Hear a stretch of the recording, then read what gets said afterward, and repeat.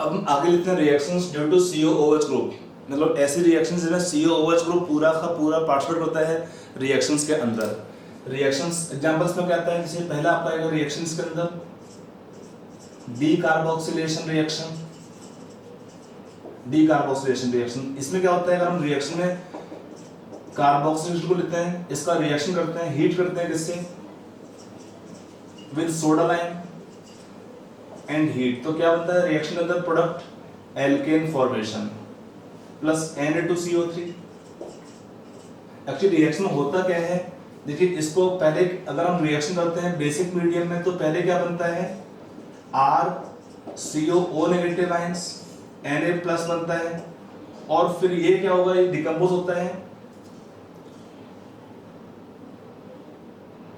Decompose कैसे करेंगे इसमें, अगर हम इसका रिएक्शन लिखते हैं मैकेनिज्म पर्पस से, मतलब फिर इसका हम रिएक्शन करते हैं same NaOH plus calcium hydroxide and heat, तब आपका रिएक्शन में प्रोडक्ट बनता है RH, यहां से आपको मिलेगा प्लस Na2CO3। हम रिएक्शन को लिखते हैं मोर कॉमन फॉर्म में इस फॉर्मेट में कि यहाँ पर हम सोडियम सॉल्ट, एक्चुअली होता क्या है बेसिक मीडियम में पहले हमारे जो एसिड्स होते हैं वो चेंज होंगे कार्बोक्सिलेट आयन के अंदर, उसके बाद डिकम्पोज होते हैं और आपको देंगे एल्केन फॉर्मेशन। कैसे होगा, इसका मैकेनिज्म क्या होता है रिएक्शन का, ठीक है। मैकेनिज्म आपके बहुत इंपॉर्टेंट नहीं है, बट क्वेश्चन जब पूछते हैं तो वहां पे आपके इंपॉर्टेंट है मैकेनिज्म्स। कैसे हुआ इस पे रिएक्शन, देखिए O नेगेटिव आयन होगा, इसमें डिकम्पोज होगा कैसे, तो CO2 गैस बनाएगा ऐसे करके, they will form in the reaction carbon ion intermediate plus CO2, फिर वाटर से H ले लेंगे और क्या बनेगा एल्कोहल, सॉरी एल्केन प्रोडक्ट बनते हैं। इस पॉइंट का एडवांटेज क्या होता है, मैकेनिज्म में क्वेश्चन पूछता है कि what is reactivity order for decarboxylation reaction of following compounds, तो अगर हमको देखना reactivity order for decarboxylation we should get more stable intermediate. मान लो एक एग्जांपल लेता हूं कि हमें कंपाउंड दिए हैं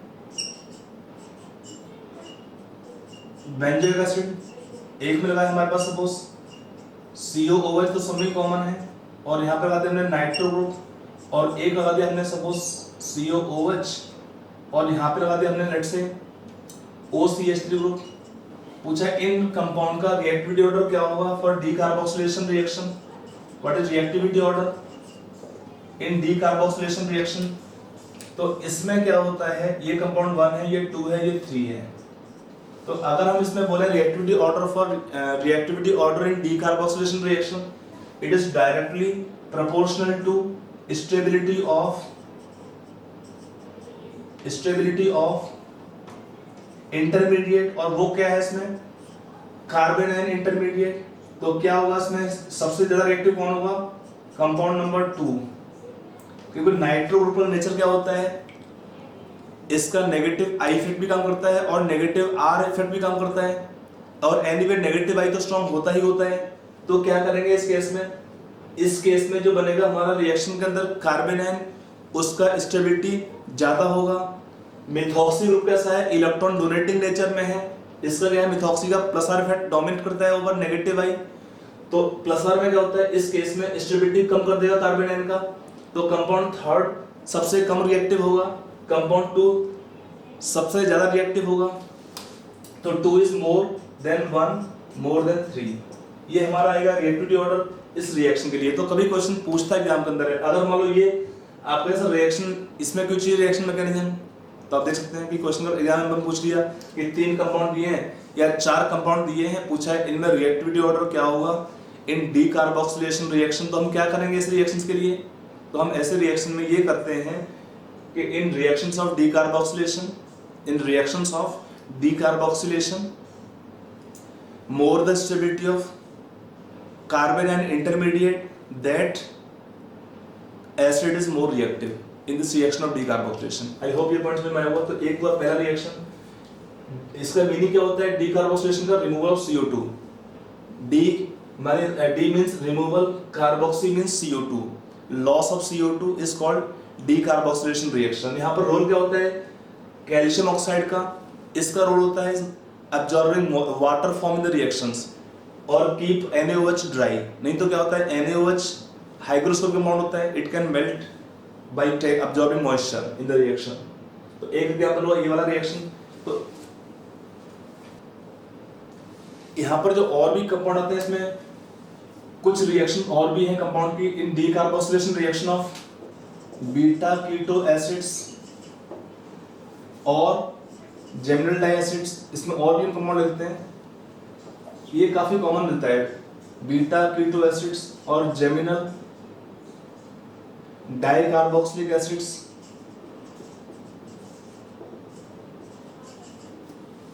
ये क्या होता है, हीट करने पर डिकम्पोज होते हैं कंपाउंड। अगर हमको दिया है, मान लो ये कंपाउंड है एक बीटा कीटो एसिड, इसको मैं लिखा स्ट्रक्चर वाइज यहाँ पे, तो आपको देख सकते हैं इसका मैकेनिज्म पार्ट भी साथ में।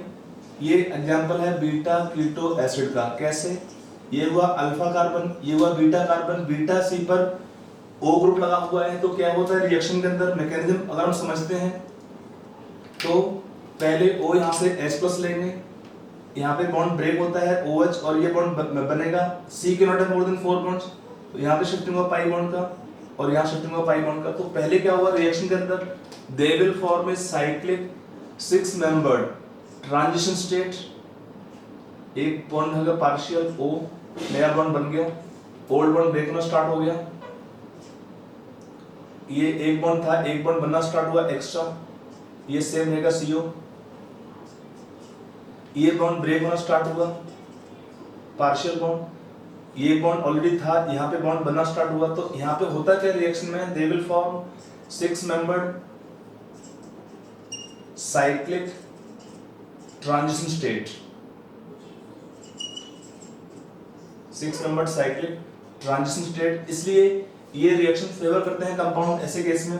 और क्या देगा प्रोडक्ट रिएक्शन में, RCOH, यहाँ पे आएगा CH2 और यहाँ पे CO2 का लॉस हो गया रिएक्शन से। ये इनॉल बने स्ट्रक्चर में, this kind of enol will tautomerise to keto form RCO CH3।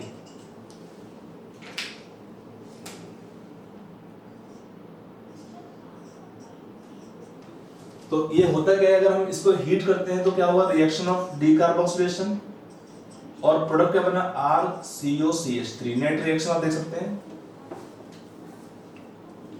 ये हुआ एक एग्जांपल। अगर हम इसी टाइप के कंपाउंड और अगर आपके पास compound suppose RCH COOH, they also will follow similar mechanism and on heating क्या होता है, डिकम्पोज होकर क्या बनाएंगे यहाँ पर RCH COOH CH2 हो जाएगा इसमें। यहाँ पे क्या होता है, loss of 1 CO2 molecule, CO2 आपका एक लॉस हुआ, H आएगा C के पास तो RCH2 हो गया और यहाँ COOH ग्रुप रहेगा। ये प्रॉपर्टी और कंपाउंड का भी होता है। लाइक अगर हम बोलते हैं, स्पेस का मैं मिटा देता हूं उसको, आप आराम से वीडियो पॉज करके नोट करते रहिए। देखिए अगला आता है इसमें beta gamma unsaturated carboxylic acid, इनके अंदर भी सेम प्रॉपर्टी है। ये अल्फा कार्बन, ये बीटा, ये गामा। तो ये क्या हुआ, beta gamma unsaturated carboxylic acids.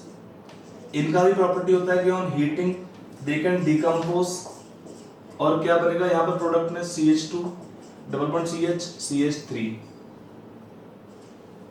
यहाँ पे भी CO2 का लॉस होगा नेट रिएक्शन में, following similar kind of mechanism. फिर एक आता है alpha nitro carboxylic acids CH2 COOH, ये अल्फा पे ग्रुप लगा हुआ है, नाइट्रो ग्रुप। इससे भी कंपाउंड में क्या होता है, हीट करने पर यहाँ भी CO2 लॉस होगा और आपका देगा प्रोडक्ट रिएक्शन में CH3, मतलब CO2 लॉस हो जाएगा तो H आएगा C के पास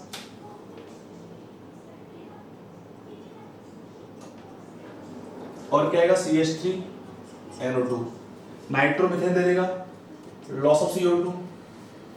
अगला रिएक्शन आएगा यहाँ पर CCl3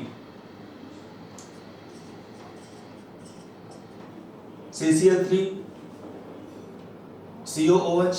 अगर ये कंपाउंड होगा तो इसको भी अगर हम हीट करते हैं विद वाटर और NaOH एंड हीट, तो क्या होगा यहाँ पे होगा रिएक्शन ऑफ डीकार्बोक्सिलेशन, क्या बनेगा CHCl3 प्लस CO2। यहाँ पर क्या होता है इस केस में, पहले आपका अगर हम NaOH में ट्रीट करते हैं तो क्या आएगा इसमें, OH नेगेटिव H ले लेंगे, यहाँ पे वाटर लॉस किया हमने और क्या बनेगा CO माइनस।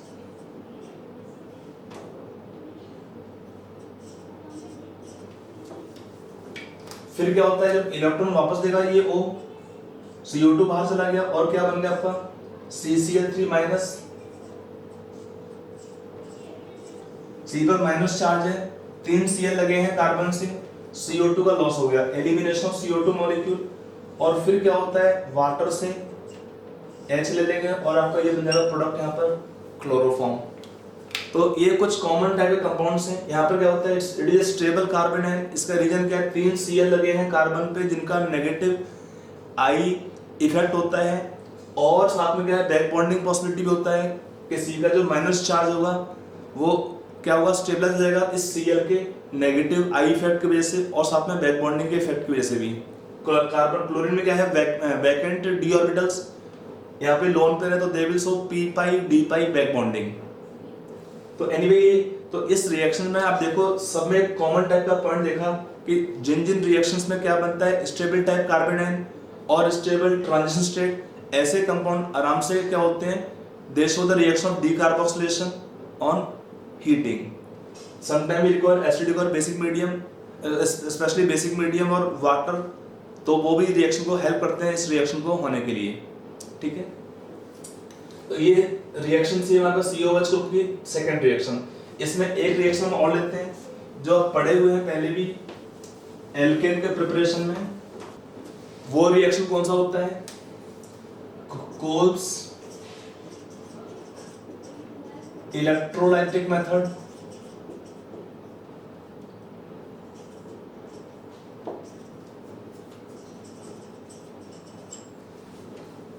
इस रिएक्शन में COOH ग्रुप का ही पार्टिसिपेट करते हैं। इसमें क्या होता है अगर हम रिएक्शन करते हैं यहाँ पर सोडियम सॉल्ट का, sodium we can take sodium और potassium salt of carboxylic acids on passing electric current, reaction हुआ इसमें रिएक्शन ऑफ इलेक्ट्रोलिसिस, तो क्या बनेगा रिएक्शन में product RR plus 2CO2 plus 2 NaOH plus hydrogen gas. ये रिएक्शन कैसे होता है अगर हम देखें रिएक्शन का मैकेनिज्म, तो यहाँ पर क्या है reaction source free radical mechanism, reaction source है फ्री रेडिकल मैकेनिज्म। क्या होता है अगर हम देखें रिएक्शन में, देखो हमारे पास कंपाउंड है, ये वाले सॉल्ट है, पहले ये ब्रेक होते हैं तो आयंस क्या बनाएगा इसमें कार्बोक्सिलेट आयंस अनायंस होंगे और कटायन होंगे सोडियम प्लस आयंस। फिर क्या होता है यहाँ पर जो रिएक्शन में बने कार्बोक्सिलेट आयंस ये जाएंगे अनायंस गो टू एनोड, तो क्या रिएक्शन होगा एनोड पर, anions go to anode get oxidise, तो आपको बनेगा RCO O radical plus 2 electrons, यहाँ पे अनायन से इलेक्ट्रॉन लॉस होने पे O न्यूट्रल हो जाएगा। और फिर क्या होता है ये कार्बोक्सिलेट रेडिकल ब्रेक होते हैं, क्या बनेगा इसमें R रेडिकल प्लस CO2 2 फिर 2R रेडिकल कंबाइन करके क्या बनेगा आपस में RR, ये हो गया एल्केन फॉर्मेशन। तो एल्केन और CO2 कहां बनता है एनोड पर। फिर कैथोड पर रिएक्शन क्या होगा, सोडियम का रिडक्शन होना नहीं है, यहाँ पर सोडियम का रिडक्शन पॉसिबल नहीं है एक्वस मीडियम में, तो वहां पे रिडक्शन होता है वाटर का। ये सॉल्वेंट में E not Rp value water का ज्यादा है सोडियम से, सोडियम का होता है standard reduction potential value -2.71 volt और वाटर का होता है standard reduction potential E not Rp -0.82 या -0.83 बोल सकते हैं इसको। तो इसमें क्या होता है कि इस केस में वाटर का रिडक्शन होगा क्योंकि वाटर का E नॉट Rp ज्यादा होता है देन सोडियम आयन, तो क्या देगा hydrogen gas and OH negative ion, OH negative and sodium ions से आपका इंटरेक्शन हो सकते हैं यहाँ पे NaOH। तो NaOH और हाइड्रोजन गैस कहाँ बनता है? At cathode. तो इस रिएक्शन में कैथोड में बनता है हमारा हाइड्रोजन गैस एंड NaOH, और एनोड में बनता है आपका एल्केन प्लस CO2 गैस। ये भी कॉमन रिएक्शन है, बाकी इसका डिटेल में काफी सारे एग्जांपल्स एल्केन में हमने किए हुए हैं। बेसिक रिएक्शन होता है, इसमें मैं आपको 2-3 क्वेश्चन करा दे रहा हूं, आप वीडियो पॉज करके नोट कर लीजिए, ठीक है? मैकेनिज्म आपको लिखना है। तो इस रिएक्शन के हेल्प से हम एल्कीन भी बना सकते हैं और एल्काइन भी बना सकते हैं। जैसे एग्जांपल लेते हैं, मान लो हमारा रिएक्शन था CH3CH2COONA, इसका रिएक्शन हमने किया 2H2O के प्रेजेंस में, passing electric current, right the product of reaction, electrolysis. अगर हमारे पास अगला एग्जांपल दिया है CH2COONA, इसका नाम होता है sodium succinate, in same conditions right the product. अगर हम रिएक्शन करते हैं suppose CHCOONA double bond CHCOONA से, in same conditions right the product, इसका हो सकता है सोडियम मैलिएट और सोडियम फ्यूमेरेट। एक्चुअली ये होता है कि कोई सा भी कंपाउंड लीजिए प्रोडक्ट सेम बनता है। ये दोनों क्या होते हैं? Malic acid and fumaric acid क्या होते हैं यार? Geometric isomers. सिस का नाम होता है मैलिक एसिड, ट्रांस का नाम होता है फ्यूमेरिक एसिड। तो उसके सॉल्ट यहाँ पर है, कंजुगेट बेस है। तो आप ये रिएक्शन में प्रोडक्ट लिखना आपको है, एक बार ट्राई करो प्रोडक्ट लिखने का। लिख दिया? चलिए यहाँ से चेक कर लेते हैं। सब में सेम टाइप का हमको 2 R निकालने थे, तो प्रोडक्ट क्या आएगा? CH3CH2 एक रेडिकल और CH2CH3 second radical plus by product same रहेगा 2CO2 plus 2 NaOH plus hydrogen gas. यहां पर क्या होगा? CH2 रेडिकल, तो ये वेट नहीं करेंगे कि एक और इस टाइप का रेडिकल मिले, रेडिकल डाई होगा तो इथीन देगा प्रोडक्ट रिएक्शन में प्लस सेम बाई प्रोडक्ट।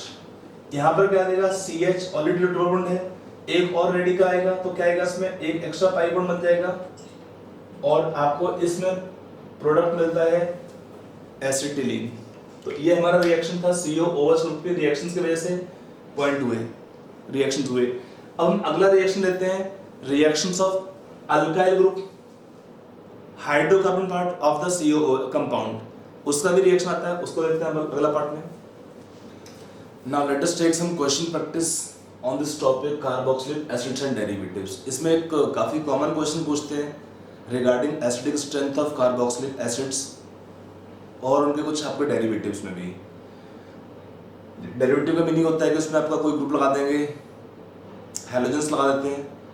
आपको मैंने यहाँ पे 1 2 3 4 5 6 बिट्स दिए हैं और ये 6 बिट काफ़ी इंपॉर्टेंट है स्पेशली जेईई मेंस के लिए और नीट के लिए या आपके स्कूल एग्जाम्स के लिए। ये 6 बिट में से क्वेश्चन काफ़ी कॉमन पूछा हुआ एग्जाम के अंदर है।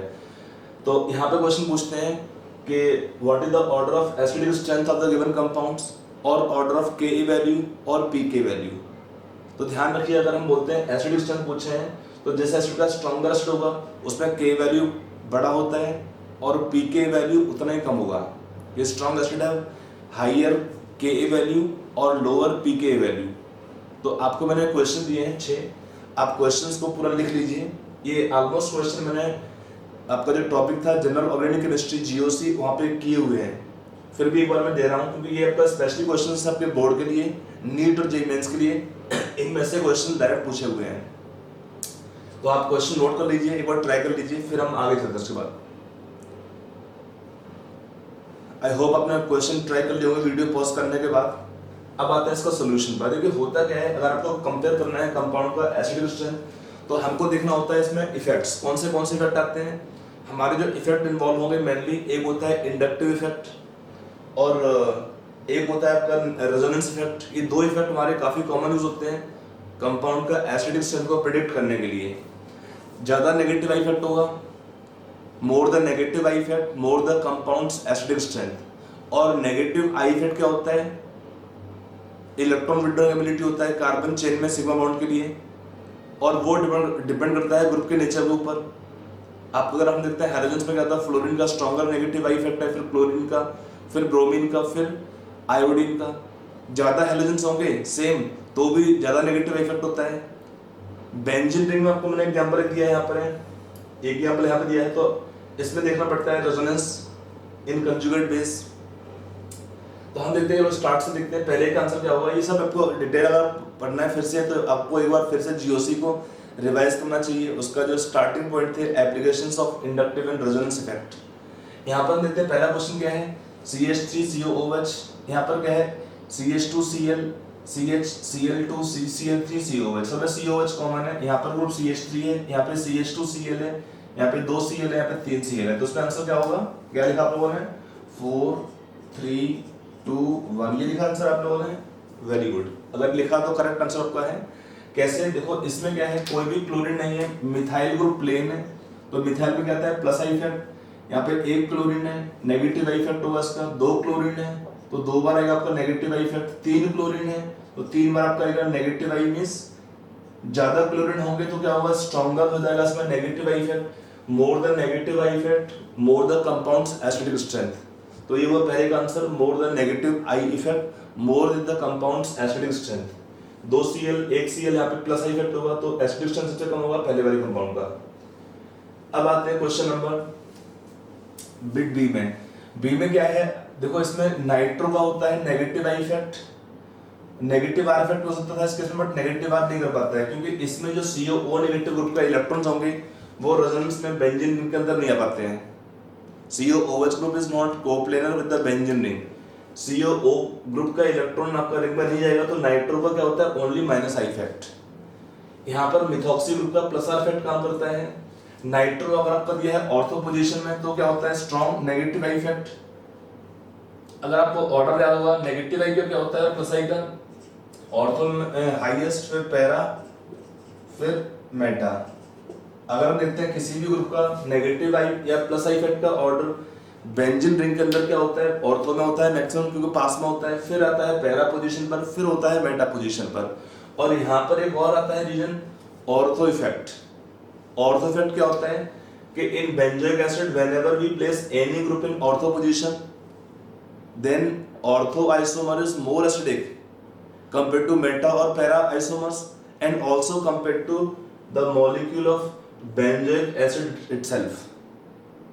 ग्रुप कुछ भी हो, इलेक्ट्रॉन डोनेटिंग हो चाहे इलेक्ट्रॉन विड्रॉइंग हो, सभी केसेस में एक NH2 ग्रुप छोड़ के सभी केस में क्या होता है, अगर हमारा कोई भी ग्रुप लगा दिया, मिथाइल लगा दिया तो भी मिथाइल वाला कंपाउंड, मिथाइल का होता है प्लस आई इफेक्ट, फिर भी वो कंपाउंड क्या होता है, ज्यादा एसिडिक होता है कंपेयर टू दिस कंपाउंड और अदर कंपाउंड हैविंग मिथाइल इन मेटा पैरा पोजीशंस, उसको हम बोलते हैं ऑर्थो इफेक्ट। यहाँ पर डिटेल में डिस्कस नहीं कर सकता उसको, ऑलरेडी जीओसी का नोट्स पढ़ लेंगे बार, वहां पे जाके वीडियो रिवाइज कर लीजिए ऑर्थो इफेक्ट के बारे में। तो यहाँ पर क्या होगा, सबसे अधिक एसिड होगा 2 वाला, इसका रीजन है ऑर्थो इफेक्ट। उसके बाद आते हैं हमारे पास नाइट्रो वाला, नेगेटिव आई तो हर जगह काम नहीं करेगा तो पैरा में ज्यादा होता है तो 4, फिर आपका आएगा इसमें 3। अब रहेगा मिथॉक्सी वाला, इसका होता है plus are effect, electron density बढ़ाएगा रिंग के अंदर। तो प्लस इफेक्ट की वजह से भी क्या होता है कि अगर रिंग के अंदर इलेक्ट्रॉन डेंसिटी ज्यादा होगा तो कंपाउंड का एसिडिक स्ट्रेंथ कम कर देगा, सबसे कम हो जाएगा 5 वाला, 1 से भी कम हो जाएगा।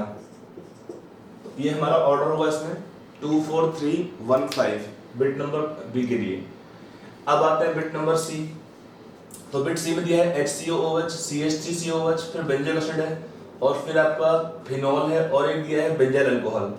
तो इन कंपाउंड में क्या ऑर्डर आएगा एसिडिक स्ट्रेंथ का, देखो सबसे ये कंपाउंड कम एसिडिक होते हैं compare to carboxylic acids, phenol, और फिनॉल से भी कम एसिडिक होगा लास्ट वाला बेंजाइल अल्कोहल, क्योंकि फिनॉल में क्या होता है अगर हम HN को निकालते हैं तो क्या आएगा, O पर आएगा माइनस चार्ज, क्या बनता है फिनॉक्साइड आयन, और उसमें क्या होता है O का जो माइनस चार्ज होगा that is delocalised in the benzene ring. O का जो नेगेटिव चार्ज होगा वो कहां जाएगा, वो जाएगा बेंजीन रिंग में रेजोनेंस की वजह से। तो क्या होता है रिंग के अंदर अगर इलेक्ट्रॉन डीलोकलाइज हो जाते हैं तो स्टेबिलिटी ज्यादा हो कंजुगेट बेस का इसके कंपैरिजन में कि यहाँ पर O पे माइनस चार्ज है, कोई रेजोनेंस पॉसिबिलिटी नहीं है। तो सबसे कम तो होंगे 4 और 5, और 4 5 में भी क्या होगा, सबसे कम होगा 5 का, फिर 4 का आएगा, क्योंकि compare to phenol carboxylic acids are more acidic nature. Already ये पॉइंट हम डिस्कस कर भी चुके हैं पहले भी। इसका रीजन क्या होता है कि फिनॉल के अंदर जब रेजोनेंस होता है फिनॉक्साइड आयन के अंदर, तो एक केवल O है जिस पर आएगा माइनस चार्ज, और बाकी होते हैं carbon atom ortho para position के जहां पर जाएगा माइनस चार्ज। और सेकंड क्या होता है, नॉन इक्विवेलेंट स्ट्रक्चर होते हैं सारे। यहाँ पे क्या होता है इनके केस में, अगर हम HN को निकालते हैं तो क्या बनता है कार्बोक्सिलेट आयंस। वहां पे क्या हुआ, रेजोनेंस की वजह से क्या बनते हैं, दो बनेंगे equivalent structures. Equivalent structure point is dominating over number of resonating structure points. कि फिनॉक्साइड आयन के अंदर रेजोनेंस ज्यादा होता है बट इक्विवेलेंट स्ट्रक्चर नहीं होते हैं, और केवल एक स्ट्रक्चर में ऊपर आएगा माइनस चार्ज, बाकी में कार्बन के ऊपर होगा माइनस चार्ज। यहाँ पर क्या होता है, दोनों ही स्ट्रक्चर में दो इक्विवेलेंट स्ट्रक्चर बनते हैं, जिसमें दोनों ही केस में क्या होता है, मोर इलेक्ट्रोनेगेटिव एलिमेंट ऑक्सीजन, उस पर जाएगा आपका नेगेटिव चार्ज। तो अब तो व्हेन यू कंपेयर 1 to 3, तो इन 1 to 3 में क्या होगा, ज्यादा एसिडिक होंगे कंपाउंड 4 और 5 से। अब रह गया इनको कैसे कंपेयर करना है, तो इसमें क्या होता है, CH3 का होता है प्लस आई इफेक्ट।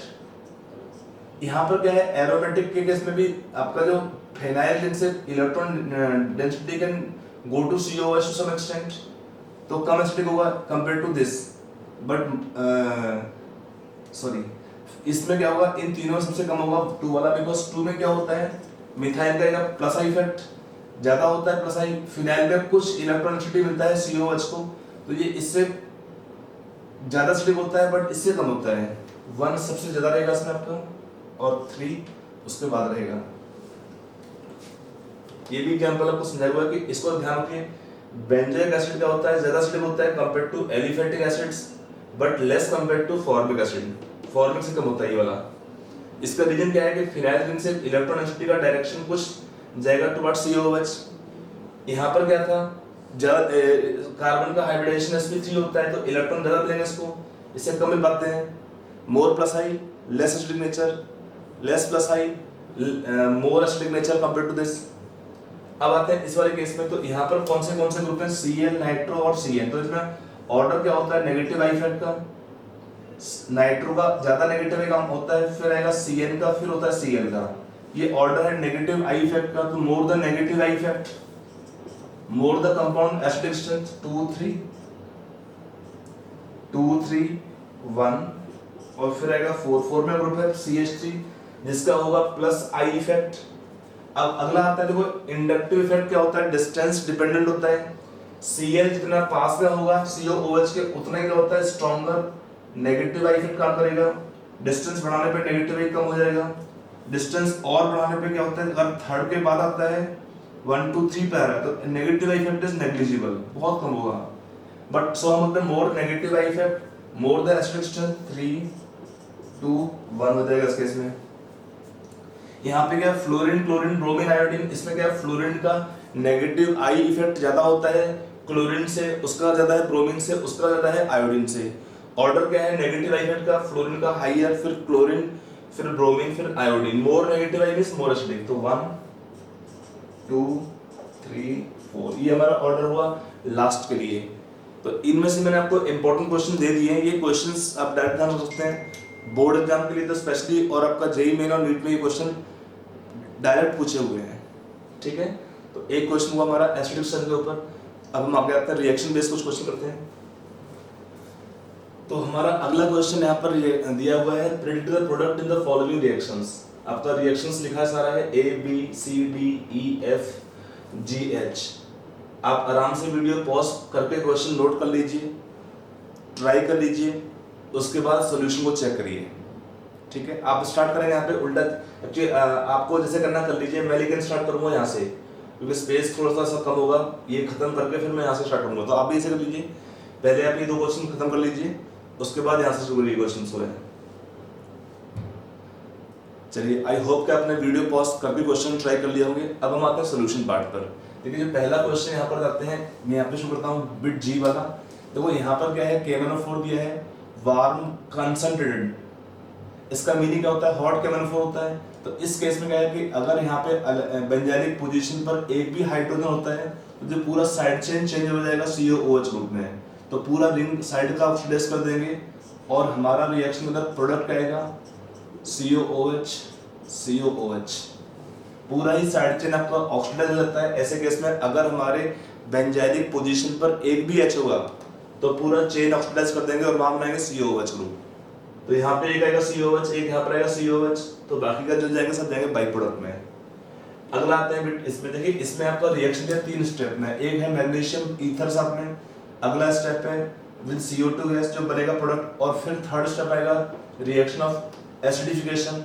तो यहाँ पर हम रिएक्शन में क्या करेंगे, अगर हम देखते हैं तो पहले मैग्नीशियम से ब्रोमीन यहाँ लगा, वहां पे क्या आएगा हमारे फॉर्मेशन हुआ रिएक्शन में ग्रीन हाइड्रोजन का ET फॉर इथाइल ग्रुप, यहाँ बनेगा MgBr। यहाँ पर आपका ये कैसा कंपाउंड है, जनरल डाईईथर है, तो इस केस में कोई भी रिएक्शन नहीं होता है, बेसिक मीडियम में इस पर कोई रिएक्शन नहीं होता है, तो ये सारा जाएगा। फिर इसका जब हम रिएक्शन करते हैं CO2 से तो क्या बनेगा, यहाँ पर इस कार्बन के थ्रू अटैक कराएंगे हम CO2 पे, था ना प्रिपरेशन ऑफ कार्बोक्सिलिक एसिड्स में, रिएक्शन ऑफ ग्रेनाइट एजेंट, यहाँ पर आपका माइनस हुआ, यहाँ पे Mg+ आएगा, पोलराइज हुआ बॉन्ड हाईली, तो इसका अटैक कराया हमने कार्बन के पास, तो ऊपर आएगा माइनस चार्ज। फिर यहाँ पे क्या एसिडिफिकेशन तब क्या होता है, यहाँ पे आएगा COOH ग्रुप। तो एक तो आपका ये प्रोडक्ट बनेगा इस साइड चेन में, इथाइल तो कोई फर्क पड़ेगा नहीं, यहाँ पे होगा COOH ग्रुप। अब यहाँ पर क्या होता है CH, यहाँ पर ये डाई ईथर है। ऐसे कंपाउंड क्या होते हैं, बेसिक मीडियम में कोई रिएक्शन नहीं देते हैं, बट एसिडिक मीडियम में क्या होता है, इनका हो जाएगा रिएक्शन ऑफ हाइड्रोलिसिस, ये बॉन्ड आपका ब्रेक हो जाएंगे और क्या बनेगा बाई प्रोडक्ट रिएक्शन में ग्लाइकोन। और यहाँ पर क्या आएगा, 2 OH आएंगे यहाँ पे, बट 2 OH वाला कंपाउंड क्या था, अनस्टेबल होता है, तो यहाँ पे वाटर लॉस कराएगा और क्या बनेगा एल्डिहाइड ग्रुप। तो इस रिएक्शन के अंदर हमारा जो प्रोडक्ट बनेगा COOH, यहाँ पर CHO और यहाँ पे इथाइल ग्रुप। ये होगा हमारा इस बिट H का रिएक्शन का फाइनल प्रोडक्ट। ठीक है, तो ये हमारा एक खत्म होता है G और H। अब आते हैं स्टार्टिंग से ऊपर साइड से। जो अगला क्वेश्चन आपको दिया है बिट C, यहाँ पर क्या है, ये कंपाउंड हमारा दिया है, सॉरी ए से करेंगे ना, ए से स्टार्ट करेंगे। यहाँ पे तो क्या आएगा आपका लिथियम एल्यूमिनियम हाइड्राइड, तो COOH रिड्यूस कर देंगे आप CH2OH ग्रुप में, तो इस रिएक्शन में प्रोडक्ट क्या आएगा, बाकी का चेन में कोई रिएक्शन नहीं होना है, तो इसलिए मैं कुछ और लिख लेना हूँ। इन बिट C आपका प्रोडक्ट आता है LiAlH को क्या होता है स्ट्रॉन्ग रिड्यूसिंग एजेंट, और क्या करता है ये COOH को रिड्यूस कर देगा CH2OH में। अगला रिएक्शन आएगा CH2Br, तो यहाँ पे पहले स्टेप क्या है कि फॉर्मेशन ऑफ CH2Cl, और फिर क्या होगा एसिडिफिकेशन, रिएक्शन ऑफ हाइड्रोलिसिस, तो Cl बिकम COOH। तो बिट B में प्रोडक्ट क्या आएगा,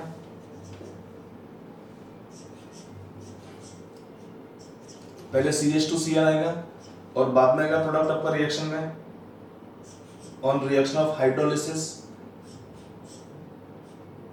Cl बिकम COOH। ये हुआ हमारा बिट B का फाइनल प्रोडक्ट। बिट C में क्या होगा, बिट C में आपका जब रिएक्शन करेंगे यहाँ पर COCl आएगा पहले स्टेप में, जब मैं पूरा लिखता हूँ COOH, इसका जब रिएक्शन किया हमने SOCl2 से, तो यहाँ पे क्या आएगा COCl। फिर अगला क्या है AlCl3 के प्रेजेंस में रिएक्शन क्या होगा, reaction become intramolecular Friedel Craft acylation reaction, तो ये पहले आपका Cl नेगेटिव जाएगा विद AlCl3, बॉन्ड ब्रेक करेगा इसमें, और क्या बनेगा इस रिएक्शन में C पर रहेगा प्लस चार्ज असाइलियम आयन, और असाइलियम आयन अटैक करेगा आपका बेंजीन रिंग के अंदर, शिफ्टिंग ऑफ पाई बॉन्ड।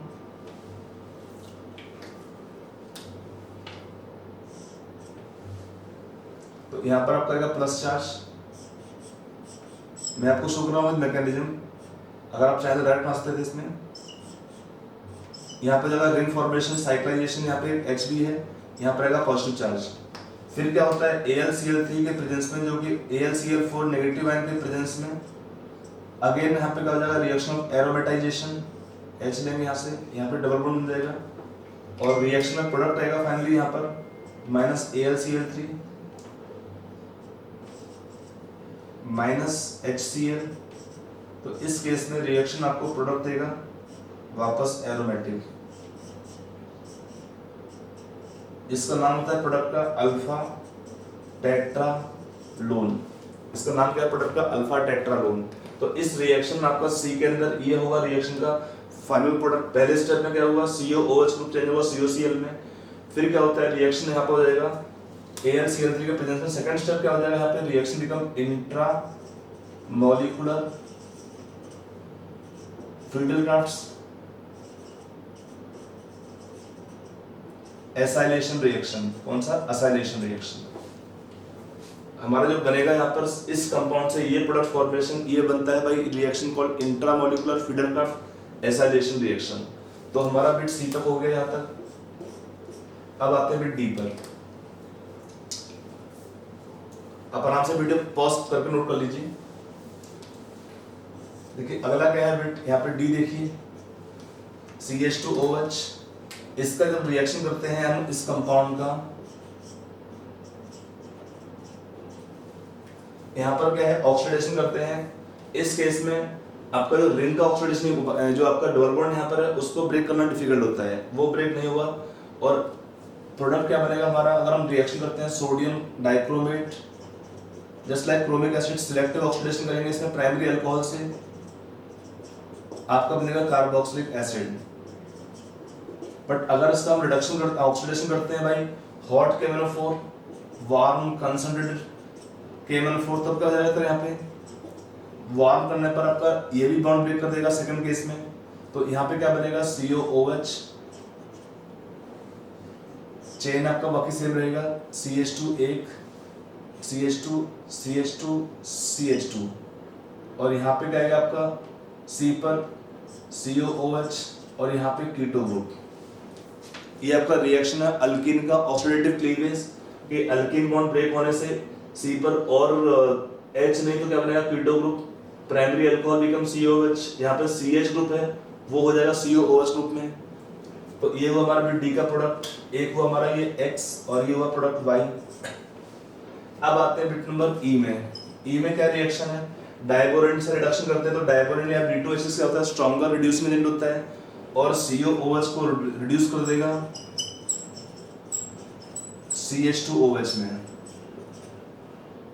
अब बिट F में क्या हुआ, अगर F को हम ध्यान से देखेंगे तो यहाँ पर COOH ग्रुप है और OH ग्रुप है सेम मॉलिक्यूल के अंदर, एसिडिक मीडियम है। तो यहाँ पर कौन सा रिएक्शन हुआ, इंट्रामोलिकुलर एस्टर फॉर्मेशन रिएक्शन। क्या हुआ रिएक्शन, इंट्रामोलिकुलर एस्टरिफिकेशन रिएक्शन हो जाएगा इसमें। तो इस केस में क्या बनेगा प्रोडक्ट, अगर आप लिखते हैं CH2, दो CH2 लिख दिया, CH2OH, ठीक है, तीन CH2 ग्रुप है, 1 2 3, फिर अगले में क्या है, COOH ग्रुप है। तो यहाँ पर क्या होता है, एसिडिक मीडियम में OH+ लेगा यहाँ से, तो O पर आएगा पॉजिटिव चार्ज, और फिर क्या हुआ, ये रिएक्शन को हेल्प करता है OH का अटैक करने में एज न्यूक्लियोफाइल। तो यहाँ पर रिएक्शन कैसा हुआ, इंट्रामोलिकुलर अटैक हो जाएगा इसमें अल्कोहल का, और एस्टर फॉर्मेशन की तरफ आपका रिएक्शन जाएगा।